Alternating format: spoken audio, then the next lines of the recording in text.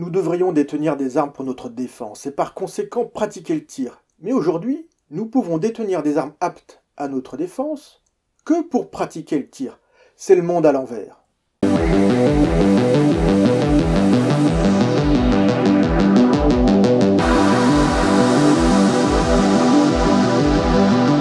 Bonjour à tous.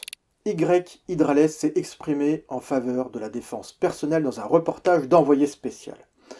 Et il s'est vu saisir ses armes et être interdit de détention à la suite de son apparition.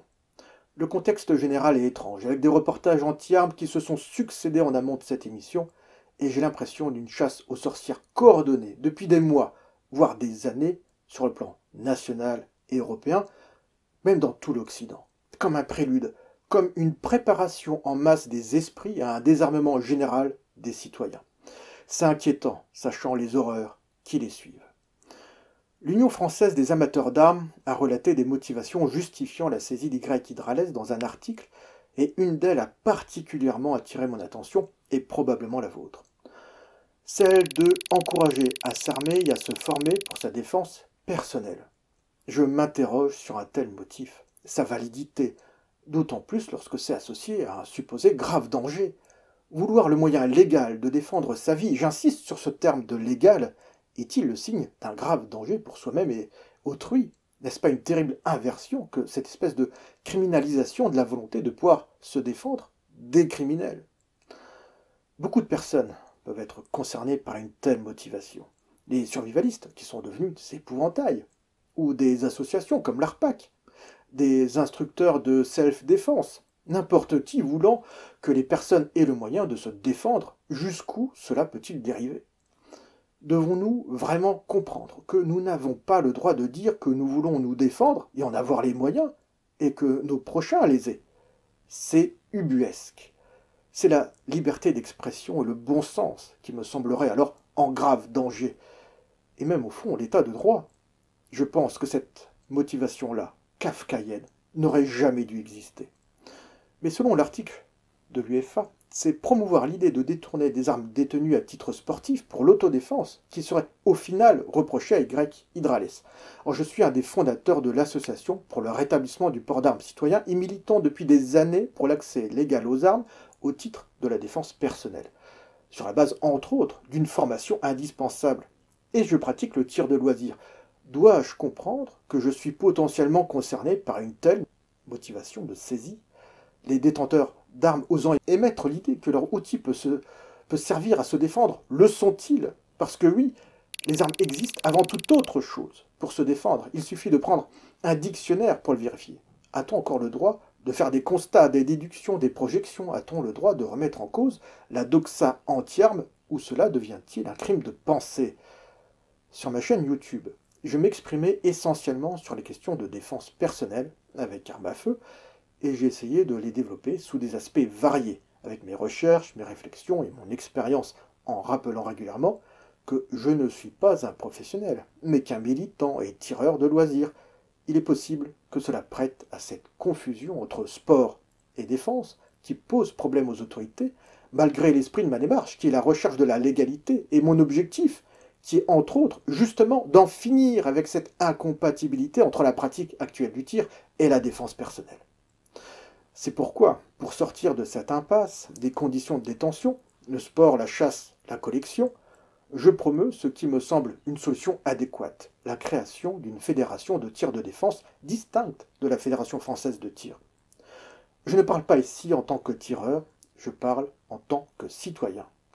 Les armes, leur détention et leur port ne sont pas remplaçables dans leur rôle de défense des droits naturels des individus, et c'est là la vraie légitimité de leur détention. C'est une réalité qui ne disparaîtra pas, qu'importe le droit positif, qu'importe ce qu'il peut arriver à des particuliers qui le transgressent involontairement ou non. La défense concrète des droits naturels des individus primera toujours, qu'importe l'autorité. C'est leur essence même, puisque nous parlons des moyens de mettre en œuvre des droits imprescriptibles. Ce n'est en rien un hasard que pour décrire l'impuissance, nous disons être désarmé. Le citoyen ne doit pas être désarmé. Si seul l'État détient légitimement l'initiative de l'usage de la force, cela ne change rien au fait que lorsque l'État ne peut pas assurer notre défense, nous devons pouvoir l'assurer nous-mêmes. Alors, pour qu'il n'y ait plus de transgression, de malentendus ou d'hypocrisie, de situations injustement difficiles pour un citoyen, il faut offrir une réponse positive et réelle à cette demande légitime de moyens de défense. Cette absence anormale de possibilités réelles de détention d'armes pour la défense de sa vie, de sa liberté, de sa sûreté, de sa propriété et la résistance à l'oppression nous a mené tout droit à cette saisie d'armes. Moi et d'autres l'avions prédit, c'est la suite logique. Mais comme je vois une tendance à s'en prendre aux porteurs des messages plutôt qu'à résoudre le problème porté, afin d'éviter que les autorités se méprennent sur mes intentions et me reprochent de détourner l'usage de mes armes détenues pour le loisir ou d'y pousser, je me sens désormais dans l'obligation de devoir choisir entre publiquement m'afficher militant ou publiquement m'afficher tireur. Même si je prenais garde à ne pas engendrer de confusion avec divers rappels. De toute évidence, l'amalgame peut se faire de lui-même, quelles que soient nos intentions. Faire mention de son statut de tireur et de ses armes, tout en faisant mention de sa volonté de pouvoir se défendre, engendre donc désormais une grande insécurité. Cette rupture de confiance n'est pas normale.